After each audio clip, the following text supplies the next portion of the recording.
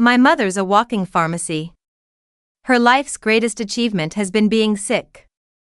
Whenever something good happened to our family, she'd mysteriously get worse. The day I got into an elite prep school, she was paralyzed in bed for 3 days. When Dad got promoted with a raise, her heart condition flared up, landing her in the hospital for a week. My brother Tyler had it worse. Every award certificate he ever earned was literally soaked in Mom's tears. He'd always say, "You're all so successful. And here I am, just a useless cripple full of diseases, dragging you all down to your graves." Over time, Dad and Tyler bought into it completely. Our entire house was shrouded in her toxic cloud of misery. Until I got accepted into one of the nation's top medical schools. She held that acceptance letter laughing. Then suddenly went blind. Mom's favorite line was, "If it weren't for you kids, I'd have killed myself already. You've sucked the life right out of me." At first, I genuinely believed she was sick. After all, since I could remember, she was either popping pills or on her way to the hospital. Our drawers were stuffed with pill bottles and test results. The air permanently reeked of herbal medicine. At home, Mom never let us laugh out loud. She'd say, "What's so funny? Your happiness is built on my suffering. I'm here dying while you're having a good time. Have you no conscience?" Dad and Tyler believed every word, tiptoeing around her, terrified that one wrong word or gesture would worsen her condition. But the day I got my medical school acceptance letter, Mom's performance shattered my last shred of sympathy. That day, Dad cooked a feast. Tyler actually smiled, secretly giving me a thumbs up. Dad raised his glass, beaming. "Let's toast to our future doctor, Emma Johnson. You're your father's pride." The moment he finished speaking, Mom slammed her chopsticks down. She clutched her eyes, moaning in agony. "My eyes, I can't see anything," she screamed, sliding from her chair, convulsing on the floor. The celebration froze instantly. Dad and Tyler went pale, scrambling to help her. "Quick, call 911. Your mother is. She's gone blind." I stood frozen, watching my mother writhe in pain on the floor, feeling ice creep up from my feet, freezing my blood solid. Though I wasn't officially in medical school yet, I'd read extensively out of passion for medicine. I've never seen someone go from jealous rage to spontaneous blindness in 1 second flat. Dad saw me standing still and roared, "Emma, what are you doing? You want to be a doctor? Don't you check on your mother?" I shot back, "I just got the acceptance letter. I haven't started classes." Mom lay there convulsing and wailing. "Don't call her. She's not my daughter. She wants me dead. If I'm blind, she'll be happy. No one controlling her anymore." Her devastating accusation left the room deathly silent. Taylor cowered behind Dad, looking at me with fear and accusation. Dad shook with rage, pointing at me, lips trembling but speechless. Finally, he hoisted Mom up, screaming as he rushed out, "I'm taking your mother to the hospital. You heartless monster." The door slammed shut, leaving me alone with a table of cold food. I heard Mom's shrill cries echoing in the stairwell. "David, don't blame Emma. It's all my fault. I'm useless, sick. Just her burden." Dad returned from the hospital exhausted and desperate. "Emma, your mother's really bad this time. The doctor said it might be optic nerve atrophy, terminal. She worried about you her whole life. And now that you've made it, she's..." I looked at him calmly. "Dad, did she get fundus examination? Visual field testing or visual evoked potential tests?" Dad stared blankly, shaking his head.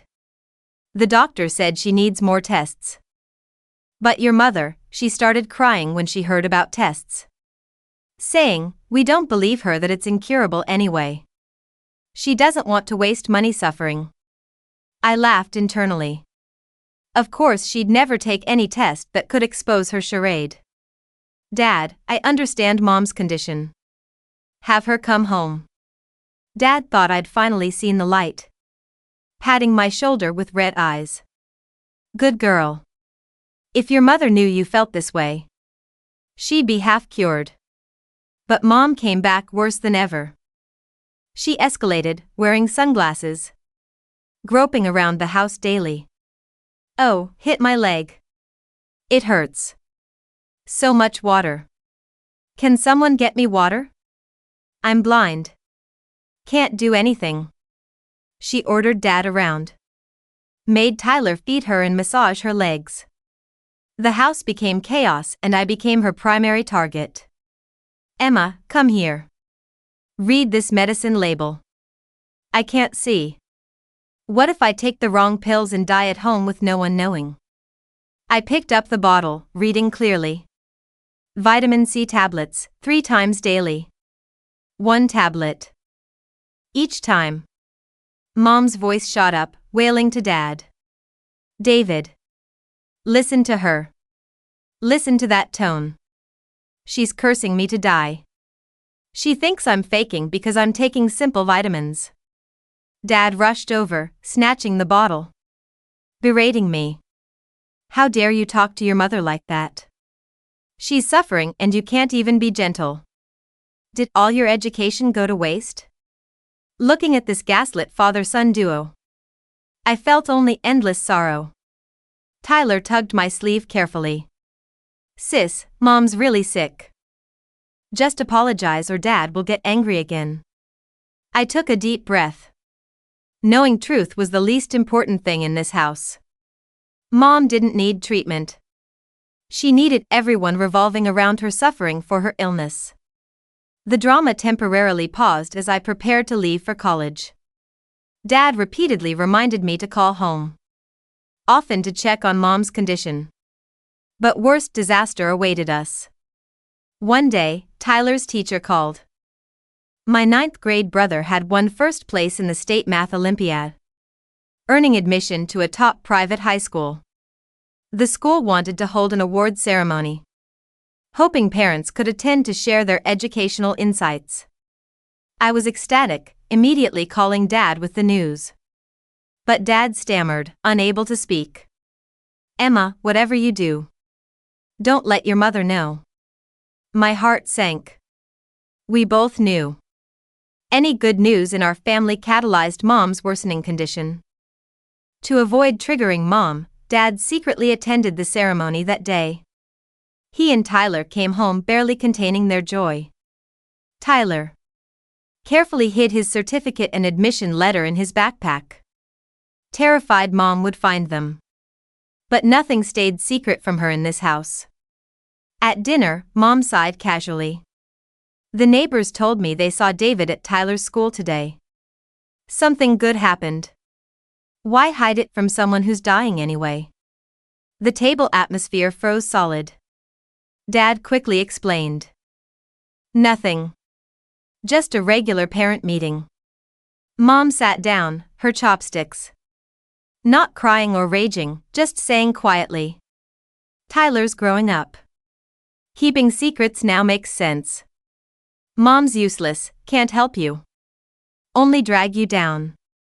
When you get to that good high school meeting. New friends don't mention having such an embarrassing mother. Her words were soft needles piercing Tyler's heart. The following days brought no peace. She started having heart pain again. She burst into Tyler's room at midnight. Clutching her chest, gasping. Saying she dreamed Tyler abandoned her. Stayed awake, she'd accidentally break Tyler's favorite mug. Then cry. See? Mom can't even handle small things anymore. How can I take care of you? She bound Tyler's joy and future tightly to her. Illness and fear of abandonment. Tyler's smile disappeared day by day. Placed by crushing guilt. The final straw came in a phone call from school a week later. The teacher regretfully informed Dad that, after comprehensive consideration, the school had revoked Tyler's admission. When Dad pressed for reasons, the teacher vaguely mentioned an anonymous letter from a concerned parent. The letter, written as if from a parent worried about the child's future, claimed Tyler was under severe stress, had serious learning difficulties and psychological problems, that our family was poor and we didn't support his admission, believing it would burden him. It painted him as a fragile, sensitive wreck with family problems. Dad hung up and stormed into the bedroom, finding Mom's draft letter hidden under her pillow. He shook with rage. That night, I got Dad's call, his voice filled with unprecedented despair and exhaustion. Emma, all hell's breaking loose. I can't take it. Emma, all hell's breaking loose. I can't take it anymore. Dad's voice, usually a steady if beaten-down baritone, cracked over the phone line. The background noise was a chaotic symphony of shattering glass, muffled sobbing, and Mom's shrill, theatrical wails. Dad, what happened? Where is Tyler? I gripped my phone, my knuckles turning white. I was 300 miles away in my dorm room, studying for my first anatomy exam, but the familiar, suffocating atmosphere of my childhood home reached out and wrapped around my throat. He locked himself in the bathroom, Dad choked out. Your mother, she found out the school called. I showed her the draft of the letter I found under her pillow. Emma, she didn't even deny it. She smiled. She actually smiled and said it was for his own good. That a school like that would take him away from us, that they'd look down on him because his mother is a cripple. A cold, hard knot formed in my stomach. Dad, listen to me very carefully. You need to get Tyler out of there right now. I tried. But she suddenly grabbed her chest. She collapsed in the hallway, Emma. She's saying her heart is giving out. She's saying Tyler's ingratitude is killing her. Tyler hurt her. He won't come out. He keeps yelling that he's sorry, that he'll never leave her. Dad's voice dissolved into a heavy, hopeless sob. What do I do, Emma? I can't lose my son, but I can't let my wife die on the floor. She's not dying, Dad. I shouted, my medical training and years of suppressed rage finally colliding.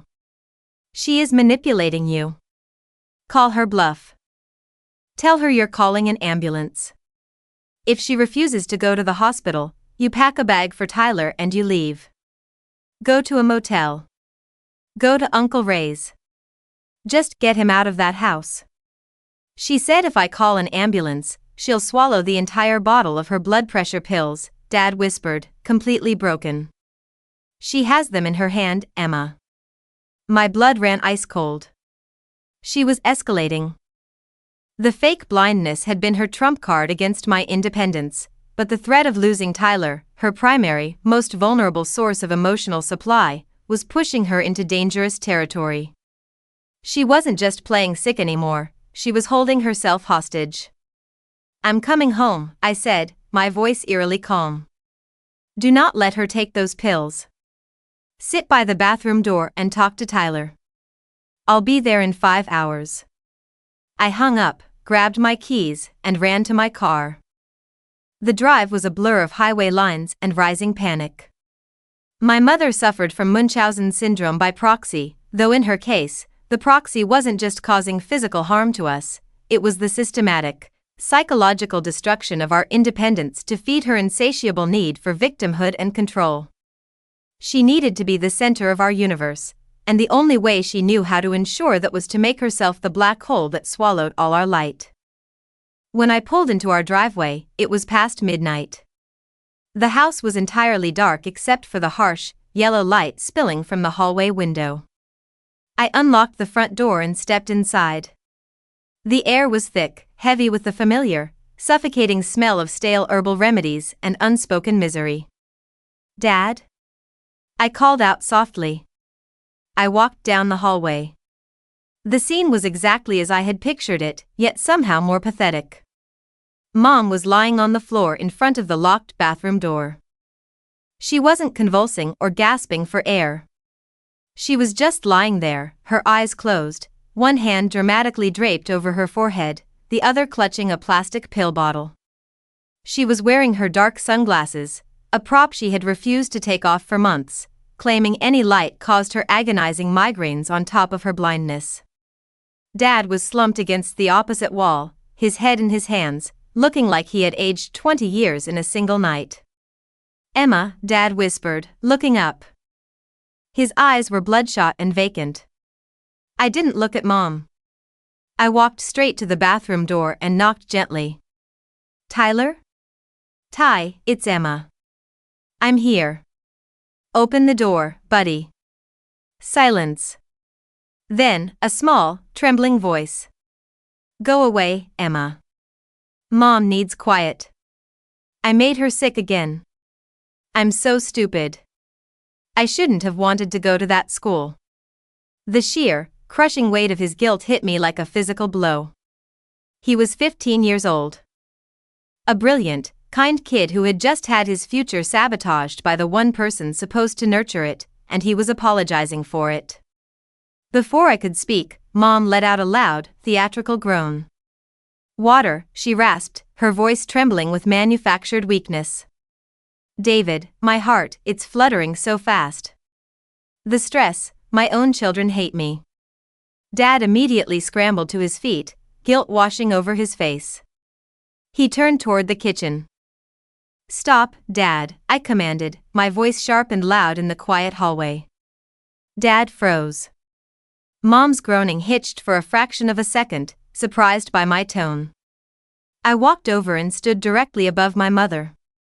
I looked down at her pathetic, calculated display. "Get up, Mom." "Emma." Dad hissed, grabbing my arm. "Are you crazy? She's having an episode." "She's having a tantrum, Dad," I said, shaking him off. I didn't lower my voice. I wanted Tyler to hear every word. "Mom, I'm in medical school now. I've learned a lot about the human body. For instance, I know that someone suffering from acute myocardial infarction doesn't have the steady, rhythmic breathing you're displaying right now. I also know that if your optic nerve was truly atrophying, your pupils wouldn't react perfectly to the hallway light streaming in from the sides of those ridiculous sunglasses." Mom stiffened. Her hand tightened around the pill bottle, but she didn't open her eyes. "Listen to her, David," she wailed, her voice rising in pitch. "Listen to the monster we raised. She comes home just to mock her dying mother." "You're not dying," I yelled, the years of suppressed frustration finally boiling over. "You are the healthiest person in this house. You sabotaged Tyler's admission because you knew that if he went to that school, he'd realize what a normal, healthy family looks like. He'd realize that he doesn't exist just to be your emotional crutch." "Emma, stop it," Dad pleaded, tears streaming down his face. "You're making it worse." "No, Dad, you're making it worse." I turned on him, my eyes blazing. "You enable her. Every time she fakes a symptom, you reward her with attention. You let her destroy my high school graduation, you let her ruin every promotion you ever got, and now you're letting her destroy Tyler's future. You are complicit in this." Dad flinched as if I had struck him. He looked from me to his wife on the floor, the truth of my words warring with decades of conditioned subservience. Suddenly, the bathroom door clicked and slowly swung open. Tyler stood there. He looked terrible. His eyes were swollen from crying, his shoulders hunched, holding himself as if he were trying to shrink into nothingness. He looked at Mom on the floor, then at me. "Emma," he whispered, his voice cracking. "Please don't yell at her. It's my fault. I wrote the school. I told them I didn't want to go." The breath was knocked out of my lungs. "Tyler, what?" "I wrote them," he repeated, tears spilling over his cheeks. He wouldn't look at me. "Mom told me that if I went to that school, the stress of paying for it and the distance would cause her heart to fail. She said she'd probably be dead before I graduated. I couldn't do that to her. So I wrote the letter. I stared at my little brother, realizing the true, horrifying depth of my mother's manipulation. She hadn't just sent an anonymous letter. She had convinced him to sabotage himself, making him believe his success was a literal death sentence for her. I looked down at Mom. She was still lying there, but a small, undeniable smirk played at the corner of her lips. She had won. She had broken him completely. A cold, terrifying calm washed over me. "Okay," I said, my voice dropping to a whisper. "Okay." I turned and walked into the kitchen. I grabbed a large, heavy glass pitcher from the cabinet and filled it with ice-cold water from the fridge. "Emma, what are you doing?" Dad called out nervously. I walked back into the hallway. Without a word, without a moment of hesitation, I dumped the entire pitcher of freezing water directly onto my mother's face. The reaction was instantaneous. Mom shrieked, a loud, full-throated, incredibly healthy scream. She bolted upright, ripping the sunglasses off her face, coughing and sputtering as the ice water soaked her clothes and hair. "Are you insane?" she screamed, glaring at me with eyes that were perfectly focused and full of absolute fury. "You little bitch. You could have given me a heart attack." The hallway went dead silent. Dad and Tyler stood frozen, staring at her. Mom realized her mistake a second too late. She had looked directly at me. She had reacted with perfect coordination. The blind, dying woman was suddenly sitting upright, her eyes tracking my every movement, her voice strong enough to shatter glass. "Your eyes," Tyler whispered, his voice trembling. "Mom, you looked right at her." Mom's face drained of color. She immediately brought a hand to her chest, her eyes darting frantically. The shock temporarily cleared my vision. "David, my heart. The cold water, it's causing an arrhythmia." She collapsed backward onto the wet floor, clutching her chest, squeezing her eyes shut again. But the spell was broken. Dad didn't rush forward to help her. He just stood there, staring down at the woman he had sacrificed his entire life to coddle. The realization hit him like a physical blow. 20 years of cancelled vacations, drained savings accounts, and constant, suffocating anxiety, all for a lie. "You can see," Dad said, his voice completely hollow. "David, help me." Mom wailed, thrashing on the floor, splashing in the puddle of water. "I'm dying. Call 911. "Get up, Martha," Dad said. The softness, the fear that had defined his voice for 2 decades, was entirely gone. It was replaced by a cold, devastating emptiness. Mom stopped thrashing. She cracked one eye open, sensing the shift in the atmosphere. "David, please. Get up," Dad repeated, his voice rising in volume. "Get up right now, or I swear to God, Martha, I will pack my bags tonight and you will never see me again." Mom slowly sat up. The theatrical agony vanished, replaced by a sullen, venomous glare. She looked at Dad, then at me, realizing she had lost control of the narrative. "You're all against me," she hissed, her true face finally showing. There was no frailty, no sickness. Just pure, unadulterated malice. "After everything I've done for this family, this is the thanks I get. A daughter who tries to drown me, and a husband who abandons me. Fine. Leave. Let's see how long you last without me holding this family together." "Holding it together?" I laughed, a harsh, bitter sound. "You've been systematically tearing it apart since the day we were born. You are a parasite, Mom. And we are done feeding you."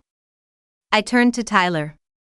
He was staring at Mom, his young face pale and streaked with tears, but the heavy, crushing guilt that usually weighed down his shoulders seemed to have fractured. He was looking at her not as a dying mother, but as a stranger. "Go pack a bag, Ty," I said gently. "You're coming to stay with me at the dorm for a few days." Tyler didn't argue. He didn't look back at Mom. He just nodded and walked into his bedroom, quietly shutting the door. Dad walked into the kitchen and sat at the table, burying his face in his hands. He looked like a man waking up from a 20-year nightmare, only to realize he had slept through his entire life. Mom stood up, dripping wet, her fists clenched. She realized her audience was gone. There was no one left to pity her, no one left to fear her illnesses. "You'll regret this, Emma," she spat, walking toward her bedroom. "When I'm dead, you'll all realize how much you needed me." "We'll send flowers," I replied coldly. The fallout was messy, painful, and entirely necessary.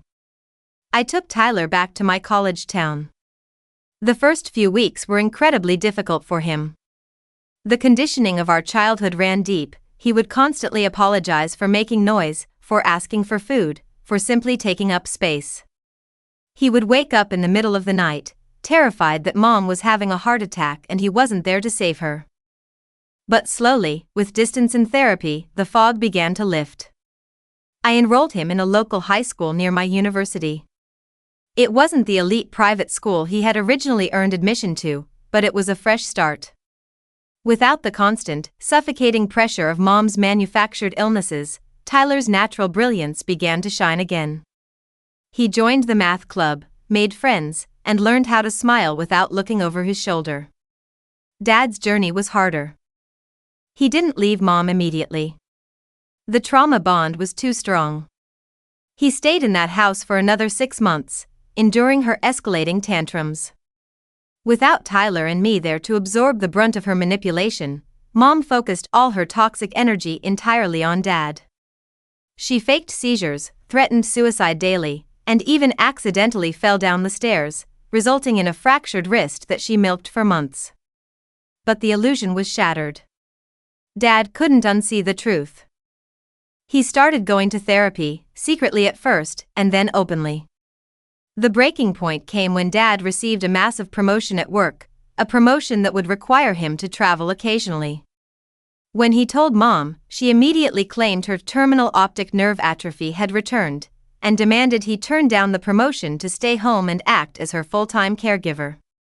Dad didn't argue. He didn't plead. He just packed his bags, walked out the front door, and filed for divorce the next day. Mom's reaction to the divorce was exactly what we expected, a masterclass in vindictive victimhood. She hired aggressive lawyers, claiming she was a disabled, abandoned wife who needed immense alimony to survive. She dragged the proceedings out for over a year, attempting to drain Dad's finances and punish him for leaving. During the deposition, her lawyers presented a mountain of medical bills and prescriptions as proof of her debilitating conditions. But I had prepared for this. With Dad's permission, I had spent months compiling her medical records from the dozens of different doctors she had visited over the years.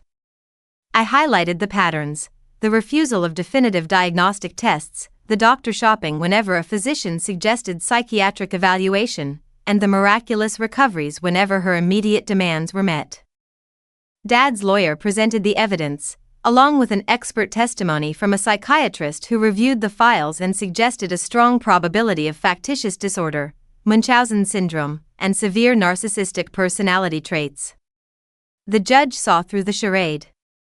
Mom was awarded a modest settlement, but denied the exorbitant, lifelong alimony she demanded. The day the divorce was finalized, Dad called me from the courthouse steps. He sounded lighter than I had ever heard him. "It's over, Emma," he said, the relief evident in his voice. She tried to fake a fainting spell in the courtroom when the judge read the ruling. The bailiff offered to call an ambulance, and she miraculously recovered and walked out on her own. I laughed, feeling a profound sense of closure. "Are you okay, Dad?" "I'm going to be," he said. "I'm taking a trip, Emma. Just a few weeks. Going to see the Grand Canyon. I've always wanted to go, but your mother said the dry air would aggravate her asthma. Take lots of pictures, Dad. We love you." 5 years later. "Dr. Johnson, your 2 p.m. is in exam room 3. I smiled at the nurse, taking the chart from her hands. Thank you, Sarah. Is it the new patient with the chronic migraines? Yes, Dr. Johnson. She's brought a very thick binder of previous test results. I nodded, adjusting my white coat. I was in my second year of residency in internal medicine. My childhood, spent surrounded by fake illnesses and unnecessary medications, had driven me to become a doctor who specialized in diagnostics. I had a reputation in the hospital for being incredibly thorough, and for having an uncanny ability to spot psychosomatic symptoms and factitious disorders. I walked into exam room 3. The patient was a woman in her late 50s, wearing dark sunglasses indoors, clutching a thick binder to her chest. She let out a dramatic, pained sigh as I entered the room. "Oh, doctor, thank goodness you're here," she moaned, rubbing her temples. "I've seen 10 specialists, and no one can figure out what's wrong with me. The pain is unbearable. It's like my brain is on fire." I kept my expression perfectly neutral, opening her chart. I had seen this performance 1,000 times before. I knew the script by heart. "I'm sorry to hear you're in such pain, Mrs. Higgins," I said calmly, pulling up a stool. "Let's go through your history. I see here you've had 3 negative MRIs in the last year?" "The machines are wrong," she insisted, her voice rising in pitch. "They don't know how to look for my specific condition. My husband says I'm making it up, but I'm dying, doctor. I know I'm dying." I looked at her, seeing the ghost of my mother sitting on the exam table. The manipulation, the desperate need for validation through suffering, the willingness to destroy the people around them just to be the center of attention. I didn't feel anger anymore. I just felt pity. "Mrs. Higgins," I said gently, but with absolute, unwavering authority. "We are going to run a full panel of tests. But I want to be honest with you. If the tests come back clear, we are going to explore other avenues of treatment, including pain management and psychological support. Because my goal is not to validate a terminal illness, my goal is to help you live a functional, healthy life." She bristled, her hand tightening around her binder, preparing to launch into a defensive tirade. But I didn't back down. I held her gaze, steady and calm. I was no longer the frightened daughter tiptoeing around a toxic cloud. I was the one holding the light. That evening, I drove to Tyler's university campus. He was a junior now, studying aerospace engineering on a full academic scholarship. The boy who had once locked himself in a bathroom, convinced his success would kill his mother, was now designing propulsion systems for a student-led satellite project. We met at a small coffee shop near the engineering building. He was already there, his laptop open, a chaotic scatter of equations on the table in front of him. He looked up as I walked in, his face breaking into a massive, genuine smile. "Emma." He stood up and gave me a crushing hug. He was taller than me now, his shoulders broad, radiating a quiet, grounded confidence. "Hey, Ty," I smiled, hugging him back. "How's the satellite coming?" "It's good," he said, pulling out a chair for me. "We hit a snag with the thermal regulation system yesterday, but I think I figured out a workaround." "Oh, by the way," Dad called. He met a woman in his hiking group. They're going to Peru next month to hike Machu Picchu. I burst out laughing. "Peru? Dad? That's amazing." "I know, right?" Tyler grinned, taking a sip of his coffee. He sent me a picture of his new hiking boots. "He looks really happy, Em." "I'm glad." We sat there for an hour, talking about his classes, my residency, and Dad's newfound love for extreme outdoor activities. It was a normal, boring, wonderful conversation between siblings who had survived a war and come out the other side. As we were getting ready to leave, my phone buzzed in my pocket. I pulled it out. It was an unknown number, but the area code was from my hometown. I answered it. "Hello, Dr. Johnson speaking." "Emma." The voice was older, raspy, and immediately recognizable. My heart didn't race. My hands didn't shake. I just felt a profound sense of weariness. "Hello, Mom," I said calmly. Tyler stopped putting his laptop away. He looked at me, his expression tightening, but he didn't panic. He just stood there, waiting. "I'm in the hospital, Emma," Mom said, her voice dripping with the familiar, theatrical weakness. "It's my liver this time. The doctors say it's failing. I don't have much time left." I told them my daughter is a doctor. "I told them to call you, but you never pick up my calls." She had tried calling from different numbers over the years. I had blocked every single one. "I'm sorry to hear you're in the hospital, Mom," I said, my tone professional and detached. "Are you coming?" she asked, a sharp edge of accusation cutting through the fake frailty. "I'm your mother, Emma. I'm dying alone in this sterile room. Doesn't that mean anything to you? Doesn't Tyler care?" I looked at Tyler. I held the phone away from my ear, covering the mouthpiece. "It's Mom," I mouthed to him. "She says her liver is failing and she wants us to visit." Tyler looked at me. He didn't look scared. He didn't look guilty.